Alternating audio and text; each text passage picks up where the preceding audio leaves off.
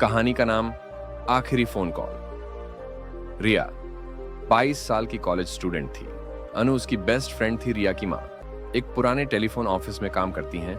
एक रात रिया सोने के लिए ही जा रही होती है, तभी उसके मोबाइल पर एक कॉल आता है जिसमें कोई नंबर नहीं था। रिया फोन उठाती है और बोलती है, हेलो।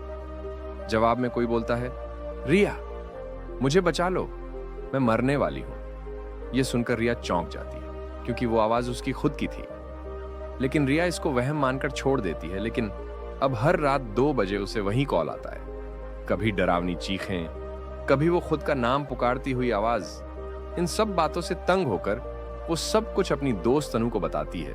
उसकी दोस्त अनु कहती है, हो सकता है ये कोई प्रैंक हो, और वो भी इन बातों को ये सब कहकर नजरअंदाज कर देती है। लेकिन एक दिन जब दोबारा से कॉल आती है, तब रिया उस कॉल को रिकॉर्ड करती है, और जब वो उस ऑडियो वापस सुनती है, उसमें आवाज आती है, तुम्हारे 6 दिन बाकी हैं। यह सुनकर रिया बहुत डर जाती है। तभी वो अपनी माँ के कमरे में जाती है, और तभी रिया को अपनी माँ की अलमारी में एक पुरानी डायरी मिलती है। डायरी में लिखा है, 1998 में मेरी बेटी रिया एक हादसे में मर गई थी, लेकिन फिर वो लौट आई थी, कुछ अलग सी होकर। यह पढ़कर रिया टूट जाती है। वो सोचती है, अगर मैं 1978 में मर चुकी थी तो मैं कौन हूं। रिया फिर से अपनी दोस्त अनु के पास जाती है और सब कुछ उसको बताती है।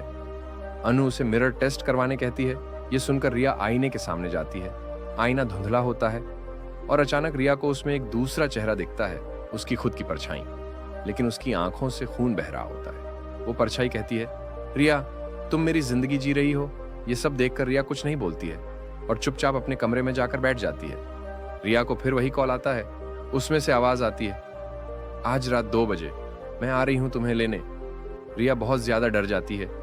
रिया खुद को बचाने की कोशिश करती है, पूजा करती है, आईना ढंकती है, लेकिन रात 2 बजे फोन अपने आप ऑन हो जाता है और उसके सामने खड़ी होती है दूसरी रिया, वो जो मर चुकी थी। उन दोनों में लड़ाई होती है, दोनों आपस में टकराती हैं। अचानक रिया चिल्लाती है, मैं डरती नहीं अब, और तभी वो परछाई गायब हो जाती है। उस दिन के बाद रिया को ना कोई फोन आता है, ना कोई परछाई दिखती है। कभी कभी हमें खुद को ही हराना होता है, वरना हम खुद में ही खो जाते हैं। अगर ये कहानी आपके रोंगटे खड़े कर गई तो सब्सक्राइब जरूर करें, क्योंकि अगली कहानी शायद आपके फोन से ही शुरू हो। अगली कॉल शायद आपके ही नाम की हो।